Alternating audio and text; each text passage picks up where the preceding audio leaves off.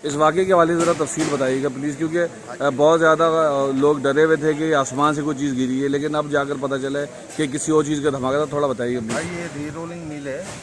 ये stick plate को जो ना गर्म करके जो ना इसमें सरिया बनता है और इस पर ये एक फ्राई व्हील है, ये जो पूरी मिल को घुमाता है। और फ्राई व्हील बना हुआ होता है, कास्ट स्टील का बना हुआ होता है, बील का बना हुआ होता है। और इसका वेट तकरीबन 10 से 12 टन वजन होता है इसका।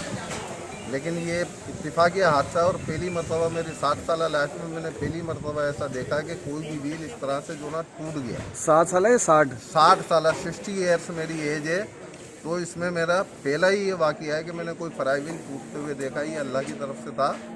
ये क्या था ये अल्लाह बेहतर जानता है कि तो ये तो कई किलोमीटर दूर तक इसके एक टुकड़े का वजन बता रहे 500 किलो से भी ज़्यादा है। 500 किलो से भी ज़्यादा ही वज़न होगा इसका।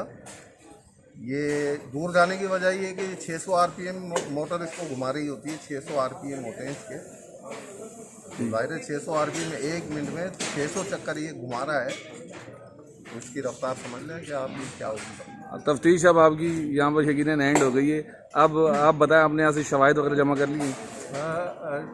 जैसे हमें इतला मिली तो ये 2-3 इलाके में हमारे पार्क कॉलोनी के अंदर ये वाक़यात हुए थे। मेवा शाह कब्रिस्तान में, ये यहाँ साइट एरिया के इलाके की फैक्ट्री में भी एक जगह ये पत्थर गिरा है।